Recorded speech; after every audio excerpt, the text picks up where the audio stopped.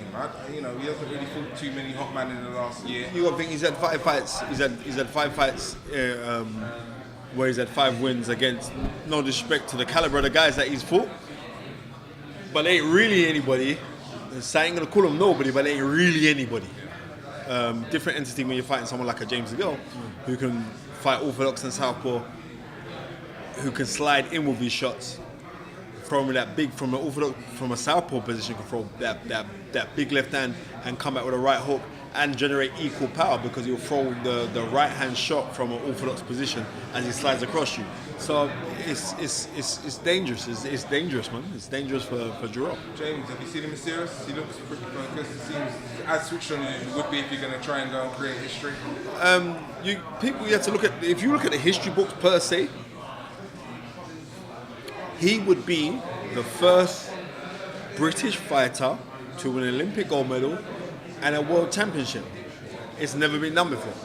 It's been tried with Audley Harrison, but He had a long time to try as well. Yeah, he did, but I'm not knocking Audley. Audley's my boy. Can't knock him. First super heavyweight to win that gold medal.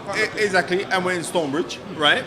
That's why I'm dressed down. Enough man's looking at me, Spencer, how could you not dress up today? I'm in Stonebridge, brother. What? Kick that man in there today. So, if we're looking at that, James DeGale is not only that, but he's actually fighting for the linear world title at super middleweight. A lot of people don't know that.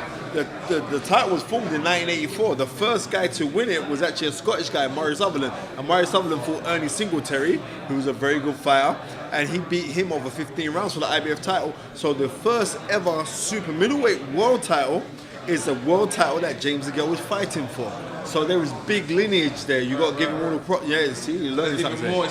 It's even more deep. So it's even more deep. So if you don't think like, if we looked at the planetary systems of alignment right now, things I would say would be favoured for James DeGale to become world super middleweight champion. I mean, I look at his preparation, and I think that the fights that he had last year put him in better stead than what Dirrell had last year. Gonzalez, Periban. I think that those were big steps up for James DeGale, gave him great confidence, and I think he goes into this fight as prepared as he can be. I just wonder if the weight of expectation, if the weight of what the family and the friends are expecting, the nation's expecting, I wonder if that will get to him. What do you think? No, I don't. And the reason why I don't, because it was early in his career when he had that big mega fight with George Groves. That was early. And within that time, so we flip the page now 5 years, and we've seen a more mature James DeGale. He's mature now. You know what I mean? Everyone knows when he was a bit, I never used to like him too tough. No, personally, I never used to like him. You know what I mean? Now I'm like his biggest fan. He always, I give him time of day. He always gives that stuff for me for Sky when we got things for our show.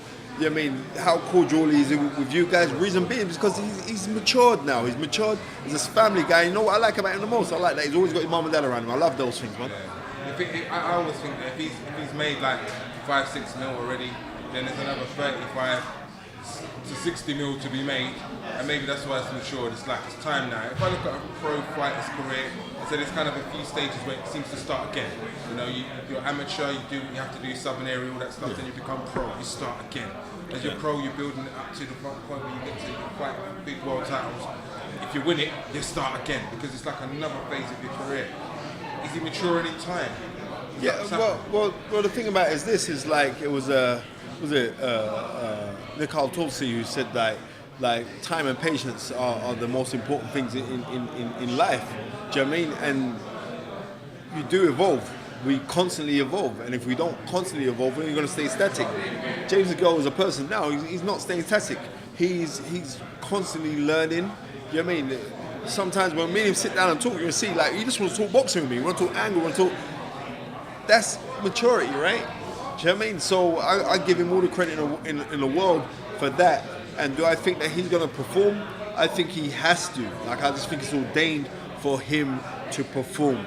And I believe that he will perform. He comes back with the belt then, Spencer. Who does he fight next in your ideal world? In my ideal world, definitely I would like him to fight George Groves. But George Groves is like high up in the rankings, so I'd like to see George Groves. Because George Groves would have to fight Badu Jack, who's the newly crowned WBC champion.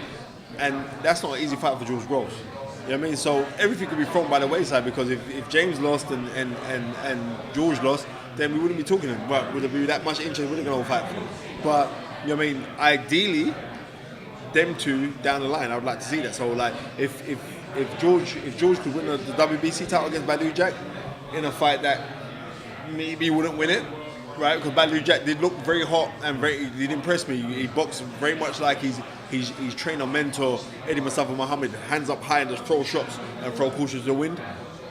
Not easy for George, but George is rested now. But James, I believe, if James was to be victorious, that would who I'd be targeting. I'd be targeting that because that'd be a massive pay-per-view fight in the UK. Yeah, but it'd be a massive pay-per-view fight in. Listen, remember George Groves and Carl Froch, because Carl Froch constantly reminds us, 80,000 people at Wembley, the rematch, right? It did numbers. So therefore, you know what I mean, you got to understand, you're a prize fighter. What is the biggest prize? Biggest prize is the biggest prize. The biggest prize goes back to the numerical, and the numerical is the numbers, what we're going to make. And that fight there, we're going to make numbers, man. See you time. Listen, man, always a pleasure, man. Big up Voice, big up Nothing Long, and big up Live and in Colour. Colour in Live, wherever it is, black and white. Again. What is it called? What's it called? Global Sporting Colour. Yeah,